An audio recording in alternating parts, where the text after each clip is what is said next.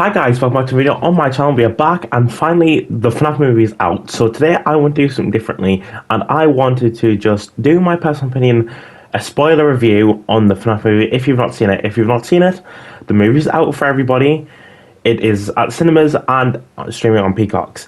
Now, before I get into this video straight away, I do not own any of these characters and this gameplay is my own and I just want to do this as a personal opinion, a review and stuff like that. So thank you Blumhouse and Scott for making this even happen, and thank you for all the producers and everyone in the making of the Five Nights at Freddy's movies. So first of all, before we get into the main video, yes, I've got my information on my phone, and yes, my eyes are still dodgy, I don't know why, but anyway, right, so on my phone I've got the script, well, not exactly the script, but information of each night, the characters, stuff like that. So we're going to get into the story here. Okay, so let's start with characters. Characters, we have Josh Hutcherson as Mike. He is our main character. Well, the main character of the main set. We have Piper Rubio. I'm very bad at these pronunciations. I'm sorry, but as Abby, Mike's younger sister. We have Matthew Lillard as Michael Afton or Steve Raglan or Springtrap. If you've not seen the video, if you've not seen the movie, then there you go. There is our first spoiler. Then we have Elizabeth Lale as Vanessa, the police officer, or Michael Afton's daughter in this universe. And yes, this is its own universe. So yeah, please do keep that in mind. But we also have Kate Connors as Mike's babysitter, well, Abby's babysitter, yes. We have Mary Stuart Masterson as Aunt Jane, aka a side villain female character who wants to basically take custody of Abby because Mike in this doesn't have enough money to cope, and with his past, they don't think that he is he doesn't have what it takes to essentially take care of Abby.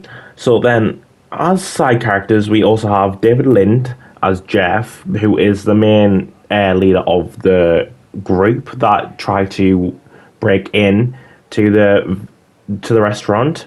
And following that, we have Joseph as Carl. We have Christian Stokes as Hank, and we have a few special casts.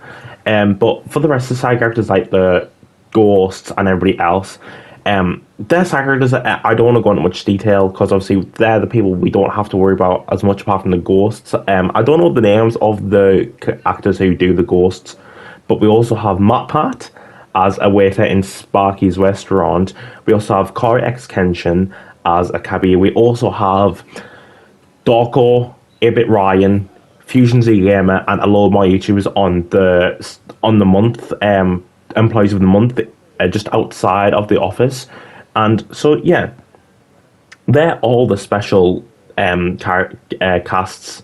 So as the movie starts, I'm going to call this Act 1, from the beginning to night 2.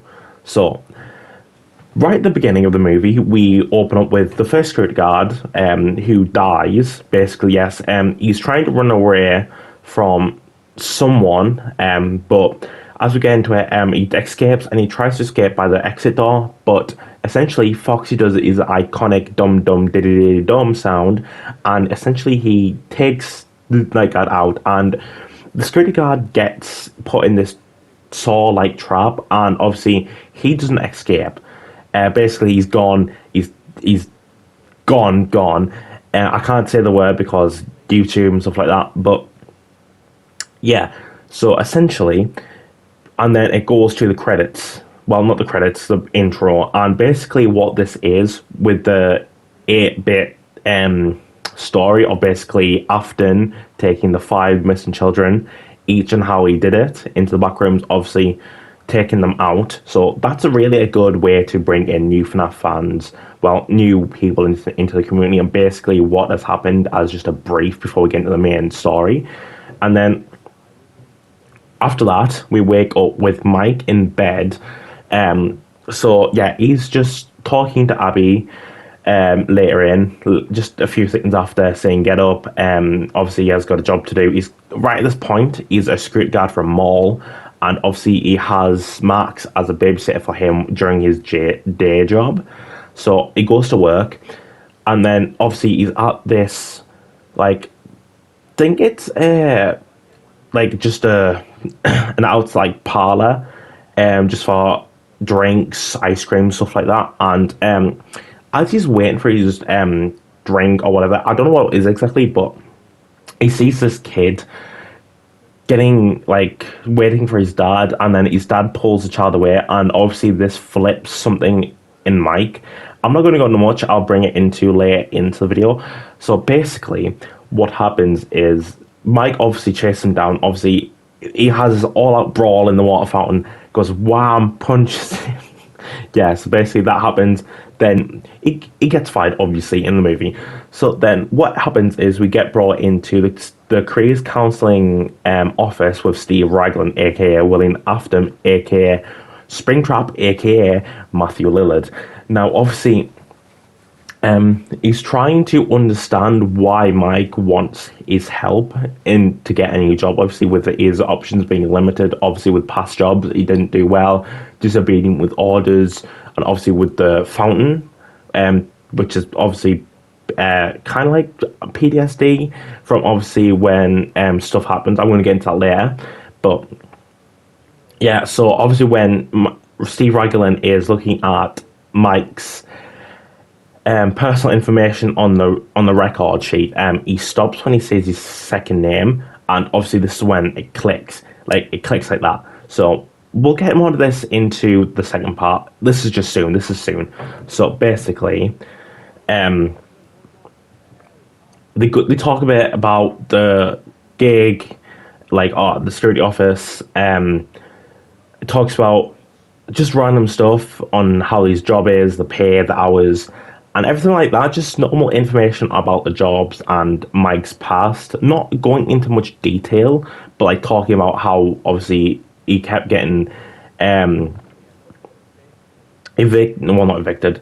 He kept getting sacked from his job.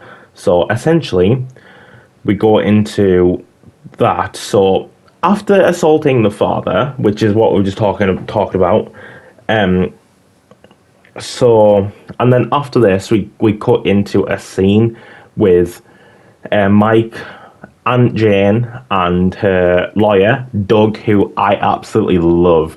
Doug was one of those characters that just made it over the top. And if you're looking at my eyes, I'm looking at my footage here. I'm just watching, I'm just trying to broaden my mind of what happened. So yeah, we go talk about that.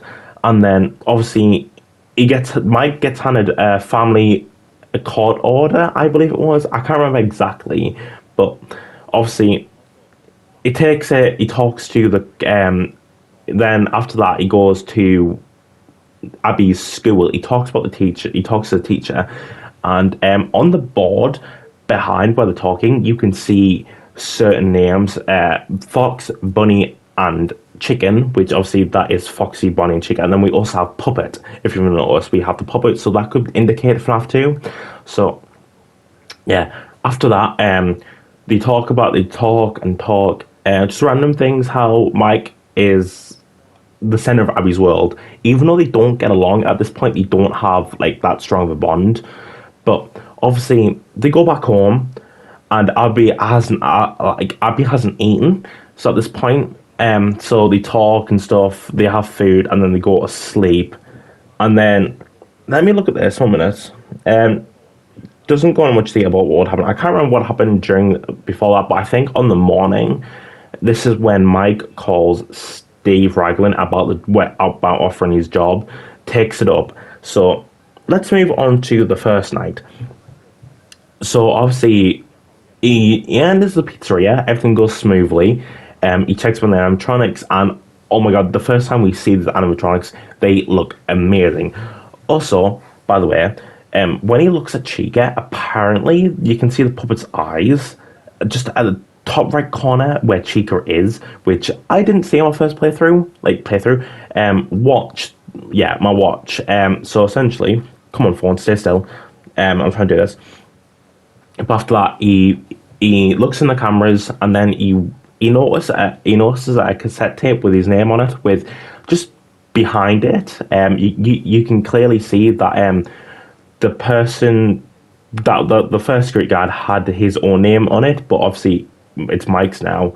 So obviously it's just a training tape about what he has to do. He has to look after the animatronics, keep them safe, keep the place safe, and why the pizzeria was actually established, which was because it want the owners, the builders, aka Matthew, Steve Raglan, and it was Henry, I think. I don't know. I can't remember his second name from the law, but they built the restaurant just to entertain and stuff like that. So they go on about that. But then Mike takes sleeping pills, and which is essentially nature sounds, and with a picture of Nebraska's forest on the roof, he looks at it, he falls asleep, and then this is where we go into our dream scene, our first dream scene of the movie, essentially.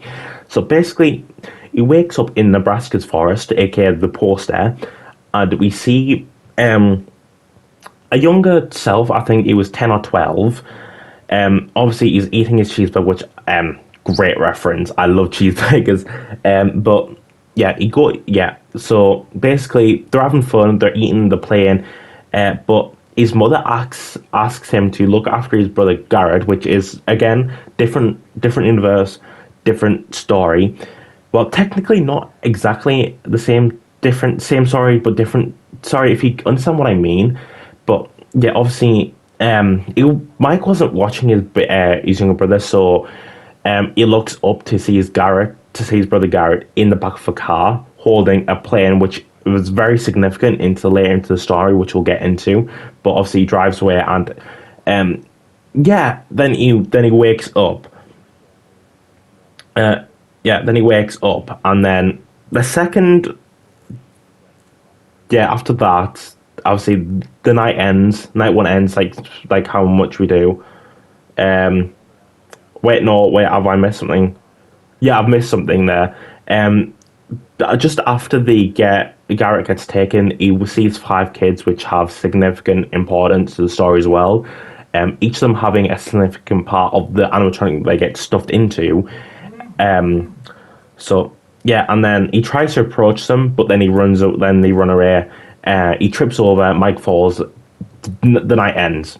Basically, he wakes up and it's 6 a.m. So they go back and they have food or whatever, and then I can't remember what happened in between then and the third night, but we're going to go on, no, the second night, but we're going to go into the second night now, which is basically the ending of Act 1, is what I'm saying. So Act 1 is basically night 1, night 2, and the intro. So night 2, Mike Dreams is repeated.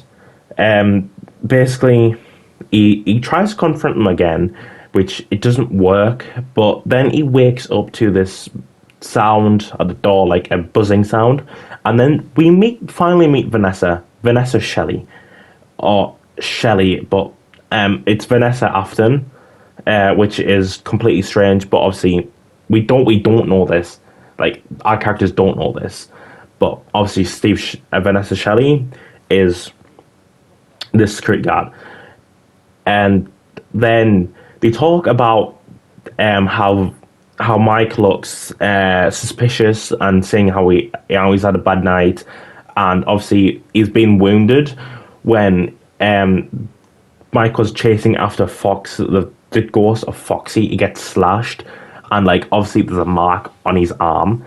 So she notices that. She takes him to get patched up. They talk about Freddy's, and she shows him the animatronics like showtime, which is amazing. I was not expecting them to actually put on a song and show that, so that's pretty cool. So they talk about that. The night ends, and then we skip to the part where Mike is essentially closing up the pizzeria, and Vanessa comes back and says, just stick to your job, do your job, and everything will go smoothly. So this is where Act 1 ends for me, personally, because of it being an hour and 15 minutes, I believe, or an hour and 5 minutes, between 50 minutes long. So this is where this is where if we go back up, I think I've missed a little bit. Yeah, I've missed a little bit. Sorry about that, guys. So obviously, let's just play some scene two. So basically, before the night ends and during the day before, like night two, Aunt Jane degenerative like thieves is what she calls them. So obviously they talk about their master plan is breaking into the pizzeria, destroying it, making it look like Mike cannot be trusted, and obviously to not be trusted with the pizzeria and stuff. So yeah, obviously that happens. Act two starts. Yeah, Act two starts, and then basically the juvenile delinquents or thieves basically break into the pizzeria and start destroying stuff. But this is when the ghost of Foxy essentially peeks out, and then Foxy appears. And obviously, this is where the animatronics start acting their full self in protective mode. Obviously, they don't like the restaurant being destroyed. So first of all, we see Joseph, act as Carl, and go into the kitchen where he's just exploring the kitchen looking for stuff, and then he hears a sound at the fridge. He looks in the fridge, nothing's there. He looks back, and then Carl the cupcake, or Mr. Cupcake, is in the fridge. He opens his eyes, and then bang bang, Chig's behind him, and obviously Carl the Cupcake's gone. And then this is where we get our first how do I put this? How do I put the word? Obviously, I don't want to say the word properly, but yeah. But you know what happens. And Carl gets taken out by Mr. Cupcake himself. And then Jeff, I think his name is. I think it's Jeff. No, Hank. Hank is the big guy. He sees this. He tries to run away. And essentially, he ends up in the cupboard where Bonnie always goes on FNAF 1. Obviously, Bonnie takes him out, that's fun. And then Jeff sees this, he runs away and he hides in the staff room, not the staff room, the security guard office. He sees this, and then he hears Foxy's dum dum dum dum, but obviously Foxy's not there, so he tries to escape, but that's when Foxy takes him out, essentially. They're done. That's basically a really good introduction to their characters, as well as the animatronics doing their actual FNAF 1 things, so I'll put it. And then Max, I think it is a female, because she knows that Mike is looking for a new job, and he's got a job at this pizzeria. So essentially, she goes in looking for them because obviously they have a quarter to fill, but she can't find them whatsoever. So essentially, she sees the ghost of Freddy, essentially run into the back room where the storerooms are and stuff like that, and the back room. So she follows him, and then obviously she finds out that essentially that the ghost is in Freddy without even knowing it. She gets taken out by Freddy, but obviously this is where we actually get our first gory scene, in a sense, where obviously we see her get that, but not technically our first bite of 87, but it's similar. It's as good as it gets. So essentially of that, basically like that, essentially before Mike comes to work, basically Vanessa comes to his house and obviously talks about obviously the break-in, and obviously she thinks that he's unlocked the door, they've gotten in through that way, but they broke through a back entrance. Obviously Vanessa meets Abby at this point, and so yeah, later in the day Mike tries to call Max, but obviously at this point she's been taken out, obviously. So this means essentially that Abby has to go with Mike because he has no other babysitter. So they go through that way. Obviously, he tells her to stay and sleep while he goes and does his job. Obviously, at this point, the whole thing's destroyed. So while Abby sleeps, Mike is essentially cleaning up the room.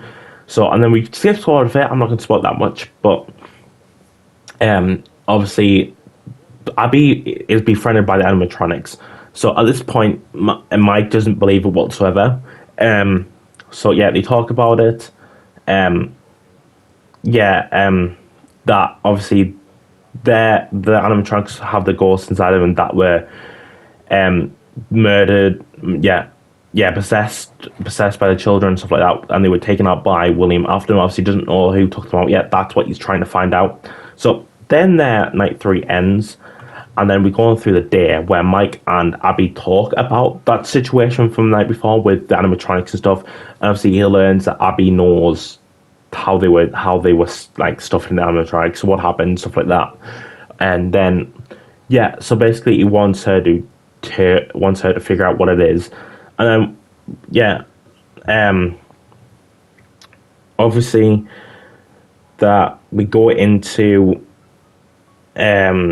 yeah, basically night three is, if I'm trying to remember correctly, it was the part where obviously Mike Mike is seen as hostile to them, but essentially what it is that obviously he's a security guard.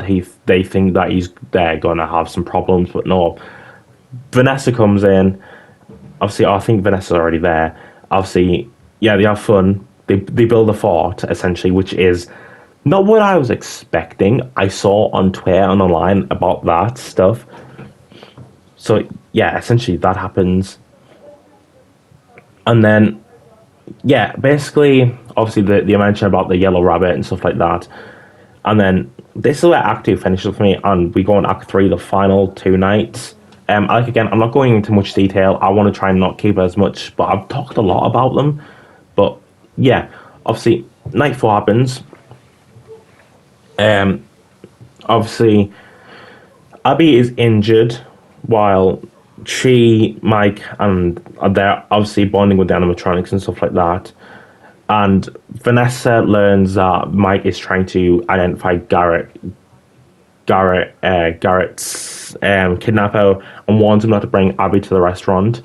And obviously, with Abby's frustration, since that during the day before nightfall, Mike brings Aunt Jane into it, and obviously Abby has to stay. Abby doesn't like Mike now, obviously, since their bond has been grown, which I've been leaving out some of the stuff, some of the important stuff for you guys to find out yourself. But yeah, essentially, night four starts off with him taking way too many pills again. So they go into the dream. Something changes. Obviously, the ghosts of the children say this is what you want, with Garrett not being taken. Basically, a good happy ending and a good happy dream. Obviously, but they want Abby to stay with them. Obviously, at this point, Mike doesn't realize it, so he agrees and stuff. So yeah, but then he says no, obviously realizing that it's a bad idea in a sense. So, and then obviously everything disappears. He's just in a forest. Then he gets attacked by them all, which crosses over with the dream theory, and obviously with the damages from the dream to the real world, like he did with Foxy and Night 2. So, yeah. And at this point, oh, this is Night 5. This is Night 5.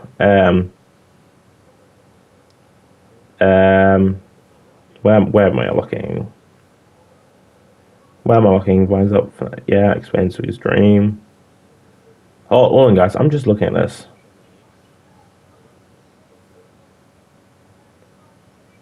Yeah, I'm on the right track. Yeah, I'm on the right track, actually, guys. I'm on the right track. So basically, Mike is repeatedly attacked and wakes up strapped to that torture chair that the first original security guard was brought upon, and then he sees all the delinquents. I don't know if that's about one or not. So if it is, I'm sorry, but I didn't mean it. Obviously, he sees them in the animatronics, and if you didn't notice, Sparky the dog is now officially an animatronic. And also, we saw, I think it was Shadow Freddy or Shadow Bonnie, one of the two. So that, and then basically, yeah, that's it for Night 4. Basically, on my notes, that's it. I'm trying to keep it spectacle as much. So, in Night 5, obviously, we're there. Night 4, obviously, Mike tries to escape with tries to escape, but then he gets taken out by Foxy. Yeah, taken out by Foxy, and then they meet. Then Vanessa finds him, and obviously she takes him to the police medical station. She gets treated up, talks a lot about stuff like that. Basically talking about how the dream's working with the kids, explaining all the situation what happens within a dream, guard stuff, and then Vanessa reveals the truth of she being Michael Afton's or Steve Raglan's daughter in this universe, which is crazy. It's cool. I like what they've done. Obviously, with the animatronics hiding the ghost children's bodies, actual bodies in them, and obviously Vanessa can't help him, stuff like that. So for night five, that's basically just before night five starts. In night five, basically Abby gets taken by Gordon and Freddy, who appears in their house, and obviously Aunt Jane gets taken out. So Abby has to stay with Mike now. That's good. That's been solved. She's gone. She's gone. So obviously he knows that he said no to them. So he goes to the pizzeria and he meets Chica. He meets them there. Who at this point Abby has been taken to Chica at the backstory where Max was taken out by, and essentially she was about to be spring locked with spring lock animatronic from the books, if I remember correctly. It's a small animatronic, but I'm not going into much detail. So essentially, night five collides with Springtrap coming out and stuff like that. So I'm not going to go much detail about night five because I want you guys to go watch it because it is actually amazing. So with that being said and done, my opinions. It's a really good adaptation of the Five Nights at Freddy's game and the movies. With it being a different universe, I understand that they had to flesh it out and not just have Mike stay in the pizzeria at all times. Obviously, that's not good for business. They have to flesh it out, which they did perfectly. The acting was amazing with Matthew Lillard, Mike, and Abby, and the animatronics. The story's amazing with these dreams, trying to figure out who took Garrett in the end, which was Springtrap, aka Michael Afton. So, yeah, I think essentially you guys should go watch the movie. Thank you guys so much for watching, and don't forget to subscribe. Peace out, everybody.